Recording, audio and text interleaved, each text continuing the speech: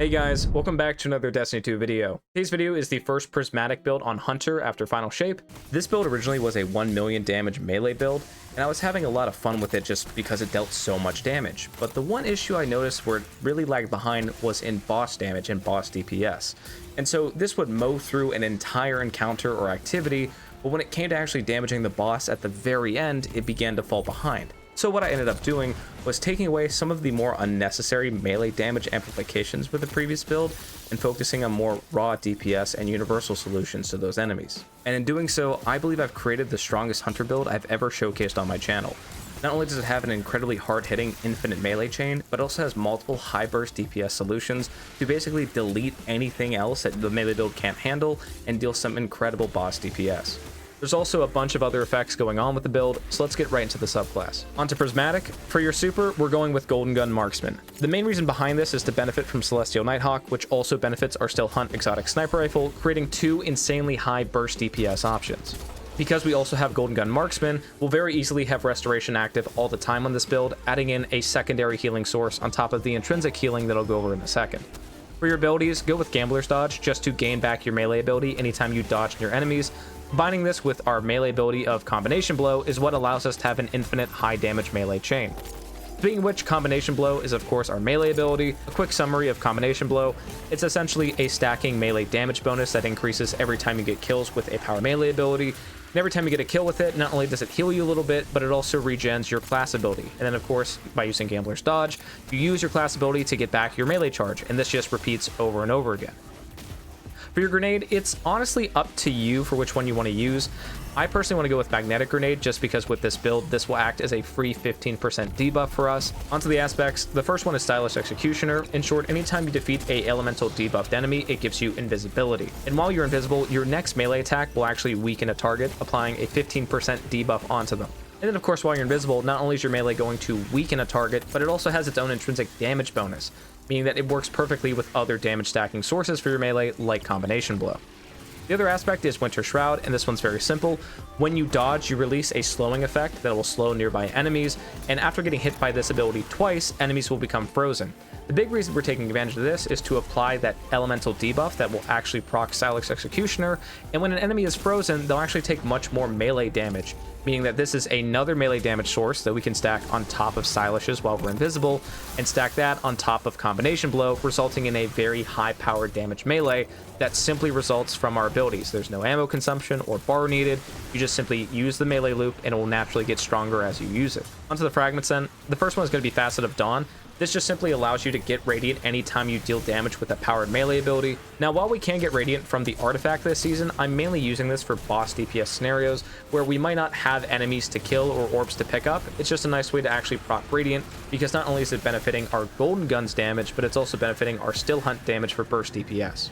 We're also using Facet of Protection, which while we're surrounded by enemies grants us bonus damage resistance, and while we're Transcendent, the effect is increased even further, up to 32% while Transcendent. Next up is Facet of Courage, and in short, it grants a 10% damage bonus to Arc, Solar, or Void abilities when damaging a Darkness debuffed enemy. Of course, for this build, our Darkness debuff is going to come from Winter Shroud being a slowing effect, and this provides a 10% damage bonus, which of course stacks with Combination Blow, stacks with Stylish Executioner's Invisibility melee damage bonus, as well as the intrinsic melee damage increase on frozen enemies. We're also using Facet of Dominance, which allows your Void Grenade to weaken targets. Again, this is the main reason we're using the Magnetic Grenade. And the final fragment is Facet of Purpose, which anytime we pick up an Orb of Power with this build, it'll grant us Restoration.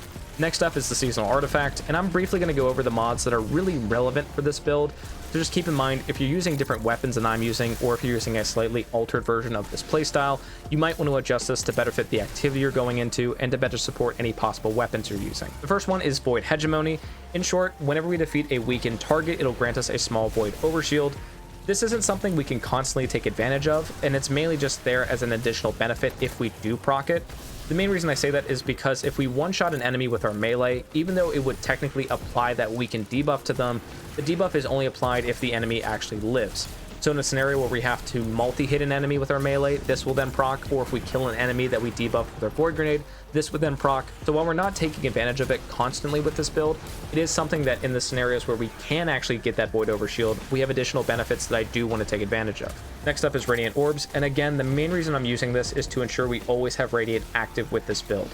The main reason behind that is, again, amplifying our damage with Celestial Nighthawk and with Still Hunt, and it's just another way to ensure that we can always get Radiant procced when we need it to. The next one is Galvanic Armor, and in short, while you have Prismatic equipped and you're amplified, you have increased damage resistance, and will have amplified constantly with this build thanks to Combination Blow.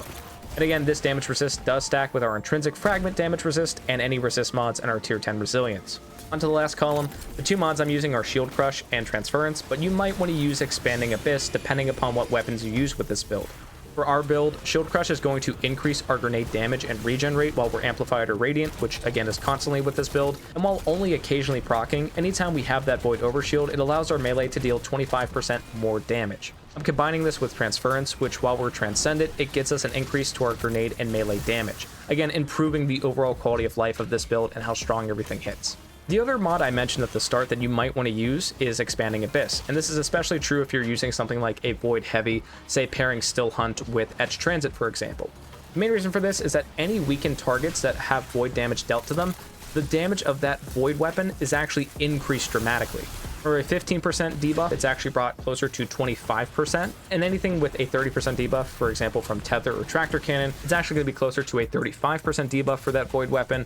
Again, I'm not using it for my version of this build because I'm doubling down on our Solar Surges, allowing Still Hunt and our Solar Heavy to benefit from them, but if you wanted to use a Void weapon specifically with this build, this would be another way to get some additional damage benefits from it without actually committing any additional surges to it. Finally, onto the armor and the armor mods for today. For our helmet, I'm using a stack of Heavy Ammo Finder, Special Ammo Finder, as well as Hands-On. These two are essentially just letting us have more ammo drops for our heavy and special weapon. It's not something that's going to drastically improve the ammo drops we get for them, but it is just a nice way to make sure we always have a little bit more special and heavy ammo at all times. And Hands-On is just another way for us to gain super energy with this build, helping build back up to our Celestial Nighthawk shot as fast as we can, allowing us to get a little bit more super energy anytime we get our melee kill, which is again part of an infinite melee chain. For the helmet itself, we're actually going with Celestial Nighthawk, which is our exotic for this build. For a quick summary, it grants bonus super energy on precision kill, and when you cast Golden Gun with the super, it converts your multi-shot into a single high damage shot. Not only can our super benefit from this, allowing Golden Gun to be a very high burst DPS option, but Still Hunt, our exotic sniper rifle, can also benefit from Celestial Nighthawk, turning the multi-hit Golden Gun feature into a single-shot Golden Gun, just like regular Celestial Nighthawk. Again, the main reason we're using this exotic on a melee build is just because the melee build itself can take care of pretty much anything in the activity, and whenever we come across a very high health target like a champion, Lucent Hive, Tormentor, or a boss, we can essentially just have these options ready in the background, choose to use one of the two, and then just delete that enemy from the game. And also, just in case you're curious, if you're in a boss DPS scenario, you can also pop Still Hunt with its exotic effect, and then pop Golden Gun, and after you fire your Golden Gun, it will immediately bring up the stowed, now Golden Gun shot Still Hunt to do similar damage. For the rest of the armor mods though, for your gauntlets, use 3 stacks of heavy-handed, just allowing every powered melee kill that you get to generate an orb of power, mainly because it takes about a second to dodge and then re-melee after you use your initial charge, allowing basically every melee kill to generate that orb of power. For your chest piece, it's really up to you. A variety of resist and reserve mods are what I found to be best, but again, if you want to fully spec into your reserve mods for your heavy weapon and for Still Hunt, or if you want to spec into triple resist mods for a high difficulty activity, both are perfectly fine. For your legs, I'm personally using 3 stacks of Solar Weapon Surge, just to give our solar weapons a 22% damage bonus with this build. A quick note, if you're using this build in a DPS rotation, I would recommend swapping one of these Solar Weapon Surges for a Solar Holster mod. The main reason for this is that if you pop the Golden Gun effect on Still Hunt and then fire, you'll have 5 shots left over. Even if you hit all crits, it won't actually be enough to re-proc the effect again. And so what Solar Holster does is it allows you to swap to another weapon, say your heavy weapon, and then swap back to Still Hunt after that's emptied, and this will allow it to be partially reloaded, typically with 2 shots, and that will allow you to then build up the full bar for Still Hunt again, repop your Golden Guns effect, fire that off, and then again repeat the whole process. Again, it's not needed, especially for general gameplay, but if you're looking to maximize the DPS in a rotation with this build, I would recommend swapping one of these Solar Weapon Surge stacks for a Solar Holster mod. Finally, onto our cloak, I'm using 2 stacks of Time Dilation just to increase the Solar Weapon Surge duration with this build, as well as a stack of Powerful Attraction, meaning anytime that we dodge, any orbs of power we might have missed are automatically collected. Onto the weapons I recommend using with this build. The main one I want to focus on is Still Hunt, just because it also benefits from Celestial Nighthawk along with our super. Another reason I really want to use Still Hunt with this build is because it actually fits perfectly with our melee chaining playstyle.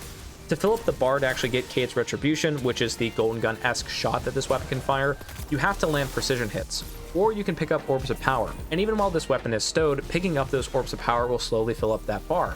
This fits in perfectly with our melee chain because every kill that we get with our melee is generating an Orb of Power. And even while this weapon is stowed, we're slowly building up to that Golden Gun shot over time without actually wasting the ammo the weapon has. So whenever we come across an enemy we can't melee our way through, or it's time for boss DPS, we can simply swap to Still Hunt, and Cade's Retribution will be fully charged, allowing us to instantly take advantage of it without needing to actually hit crits with it.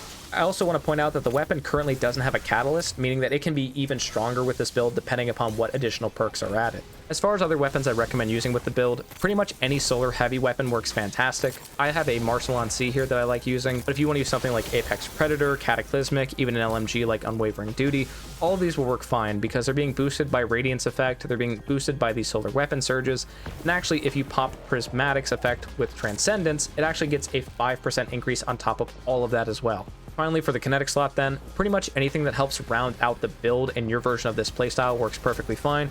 If you want to be like me, you could also rock a shotgun for a double special loadout featuring 1-2 punch. The shotgun itself doesn't really matter, as long as it has 1-2 punch, that's really all you need. The main reason I'm using it though is just to benefit our melee a bit more.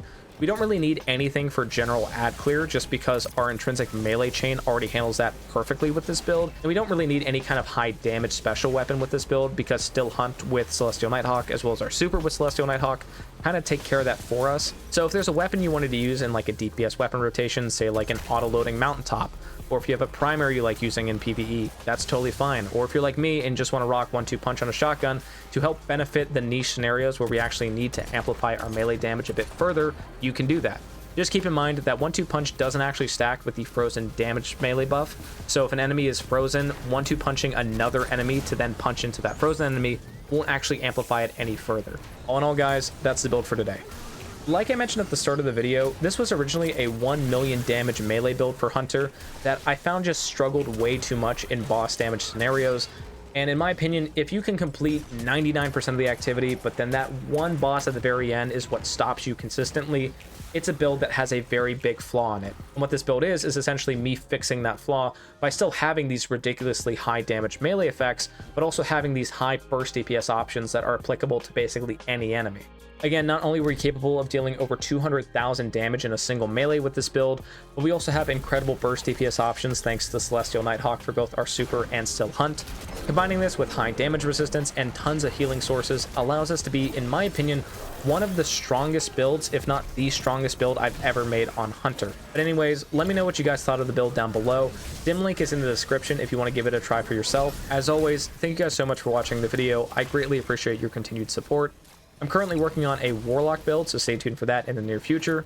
And as always, thank you for watching, and have a great day.